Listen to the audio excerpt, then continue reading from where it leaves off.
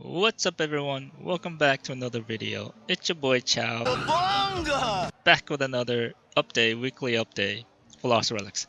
I know, nobody cares about Lost Relics, there's no views, nothing, it's basically me just like Ninja dancing by myself. Move! If you guys know it, just move. It's all I want to see some movement. I'm not seeing enough movement. Oh my. But it's more of a, I guess, a documentary for myself. A little record. Maybe when I reach the end, 100, level 120, I can look back where it all started, little by little, and this is it. So welcome to week 2 of my update. So there's actually a lot of changes from the week 1. Like last time I told you about my plan to get a house, blah blah blah blah blah, but after going through everything, I've changed my plan. You know, even these like gathering artifacts, don't want to use them that much either, you know, because it kind of slows you down, right? You want the best artifact to run as fast. When you speed up the time, it's pretty much even better than technically a 10% increase in your EXP. If you run your map, say 1 minute, 2 minutes faster, it's more of like a 30-40% boost, right? You get more, you can fish more and get more experience that way. So there's a balance. I'm still using the fisherman because I'm really focused on just the fishing now. So last time I told you to go mining first, nah, just go straight to fishing and get to that 59 right here. You know, deep sea coffer. This is the first major goal. Get your fishing to 59. So everything, all my nature scores, getting the extra, I'm just gonna be pumping fishing, pump until I get there. And on my way there, I can still fish for a uncommon or rare or epic anyways, right? At 38, you get sunken treasure, even more stuff. But deep sea coffer 59 is the first goal right now. I'm even gonna pass. I'm not even wanting my house anymore. Technically, I'm pretty much at 1 million gold, but this is a new plan. I am going for Valor. I'm going for the Valor tier. Yes, see these contracts? I am planning to shoot for tier 10. Well, based on my calculations, all right. If you say 10 times, most of them 2,800. My calculation is that even with all the silver and the bronze contract, you know, one good thing is that it queues up, it piles up all the previous weeks. So if you miss previous 10 weeks, you can still do them. You just have to have the fragments to go do them. They're there waiting for you. So considering if I do all the bronze, all the silver, I'm still a little bit less, right?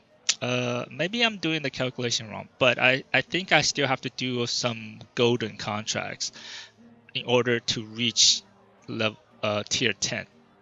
But some people say I don't. But my calculation, if you bust it out, let's do some calculation right now. All right, let me get my calculator out and do a live calculation. See, if you anybody from Lost Relics want to see if my calculation is wrong.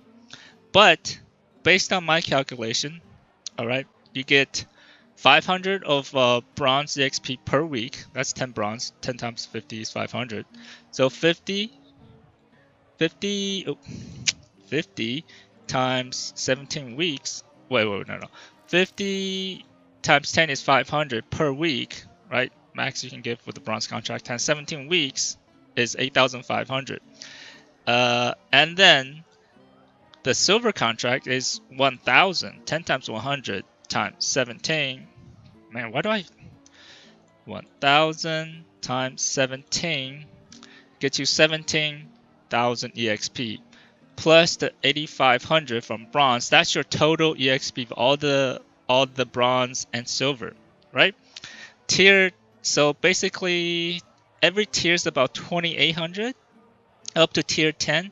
But there's 4 tiers, they are 32, so technically it is 2,800 times 10 plus 4 times 400, so it's 1,600 of extra EXP, so you need 29,600 EXP.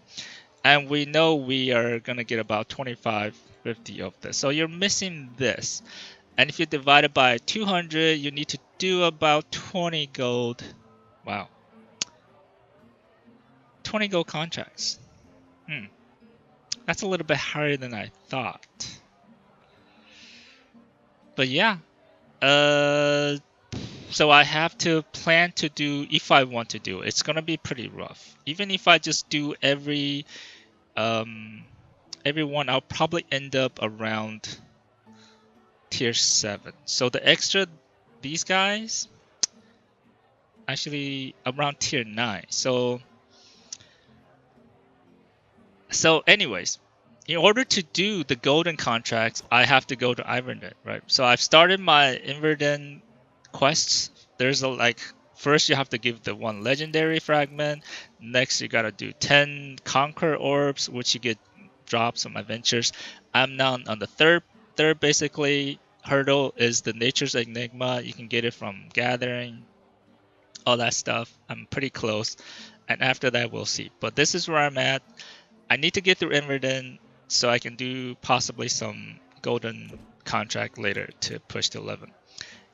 I'll probably need to buy some fragments later on, but we'll see. Currently, I'm trying to buy some caches. I'm saving my gold. I'm not buying the house. House is, you can get it whenever, but this expedition doesn't last that long, and I've decided to push the tiers because the reward is just too good to pass up.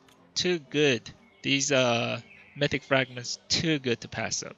And not only that, you get talent orbs to speed up your gathering even faster. Mainly it's probably because of this, because we get to keep our talents into the next expedition, which pushes me over into wanting to push the tiers. So not only that, if you're tier 5 or more, right, reach 5 or more, you get weekly ENJ payouts here. I'm missing out on all of this, so definitely pushing that.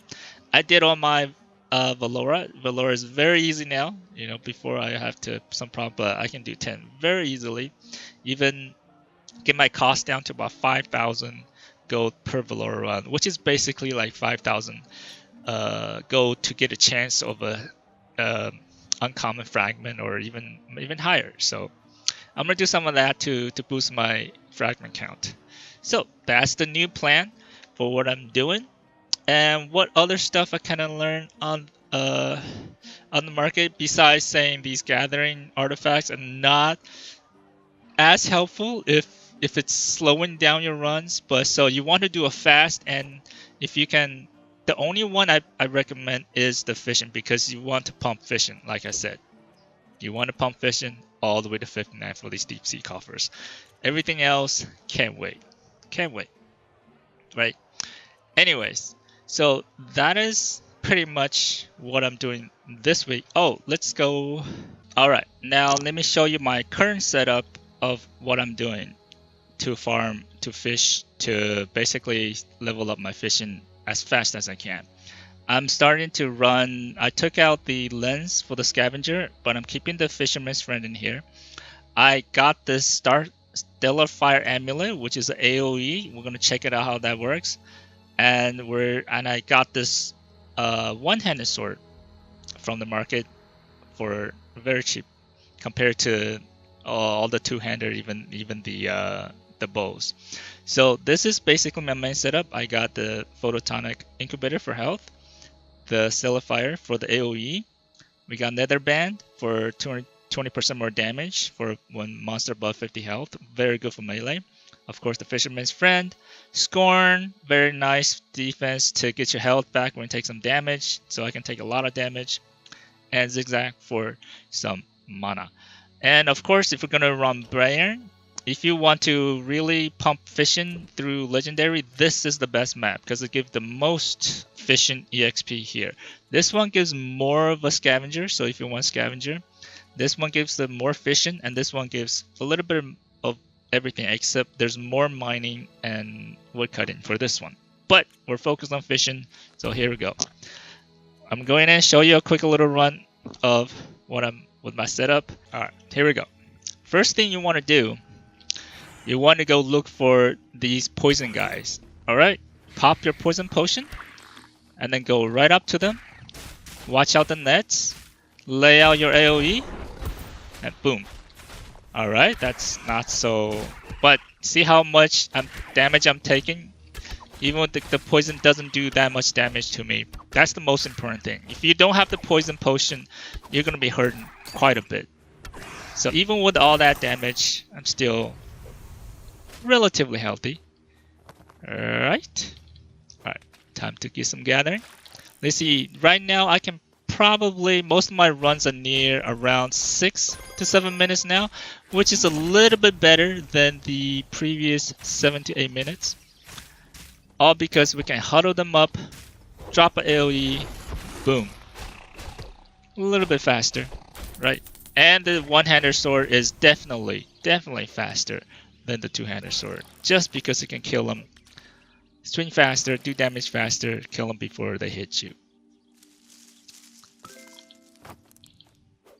And through this, I get also farm my Nature's Enigma. You can get about 3 to 4, I think average. So maybe 2. So you probably need to run about 10 to 15 runs. I also have to conserve my mana because I only have the zigzag for the mana. So I can't really spam my AoE. And notice if I do too much AoE, use the Stellar Fire too much, I get to run out of mana at the end, and I will have to eat fish to basically refill and come back in again. Now, with the poison potion, you can usually have one potion last about 2 runs. If you hold off your potion only when you see these guys. So sometimes the maps they don't spawn that much, and certain maps those poison guys spawns a lot. So, but definitely chug one down, get one ready. When you see them, pop it, and then you'll make your run a lot easier, a lot faster. You can serve a lot of health, even with the zigzag, the scorn. You can basically run this map full health at the end with the poison potion. So highly recommended. All right, let's gather them up. Show you my AoE. This is the meta. Basically, it's a good practice for you to start learning how to AoE mobs down. Run around them. You get it after a few times. You kind of get to see how their mechanics are, so they become very easy. Now, because in Mythic, that's what. If you watch Sovereign Joshy's stream, you see that all they do is just a bunch of AoEs, AoEs, and they can basically run this map in like 3-4 minutes. But in Legendary, there's not that many AoE artifacts. This is the Stellar Fire, the meteor one that I'm using is probably the best one. So get them while they're nice and cheap and hot, or nice and cheap before they get too hot and everybody take them away. Oh, need some mana. Get some mana. Boom! Look at that. So satisfying. Oh yeah, that AoE farming, man. Mind you, World of Warcraft players, you know what I'm talking about. You don't waste your time going one-on-one. Just AoE them down. Get some fishes. Get some more fishing. Did I get? I think I grabbed I got one of those uncommon ones. Didn't notice. But they don't go into your inventory here. They just go stack it up right there, which is nice. All right. One other thing, artifact that may help, but there isn't one in Legendary. Like people use the compass in Mythic maps to basically show where the maps. So you know where the dead ends are. You don't have to run around too much. They will speed you up a little bit more. Though for Legendary, there isn't an artifact that does that. There's one that reveals the exit, but that's about it. So yeah, little tweaking here and there. You just have to do it. Just play it through it to know it. You know, to see how it feels, how fast you can do it. If you need any potions to boost your attack, and then, yeah, if I had known the map, it would be so much easier, right? Instead of just walking around blind. But it's still fine. I think I'm still taking them down pretty fast. You want to take these ranges one out, then you gather up all the melees. Boom! Shakalaka. Oh yeah, it's never not satisfying. to simulate. Also, there's a limit on the amount of mobs that you can. I think it's 6 or 8. I'm not sure what. So you can't really, see how many are there. Like only about 6 or 8 of them died. So you still have to wipe the other 2. If I had one more AoE, I think it would really. Then I just rotate my AoE back and forth, right, and take them down. But until then, this will have to do. And with the Fisherman's Friend, it can help me get just a little bit more. Oh shit, I hate that. Okay, let's kill this one before we go to the boss. Alright. Easy. You want to get him back. There's a little delay, so it gets a little used to, but once you get the timing down, it's easy peasy. There we go. When he swings that way, I just drop another one. Mana's almost out. Watch out for the double overhand slam. It has a big AoE area which he can stun you in the back. But his other stun, like this one will stun all around him. But this one doesn't. It only stuns in front of him. So yeah, let's see how fast this one is. Pretty fast. Yeah, now we're gonna refill the energy, go out there, full health. Boom! How long did that take? 632. Not bad. Not bad. Alright. So there it is. That's the run. I hope you like this week's video and the update. And I will see you on the next one. Alright? Peace.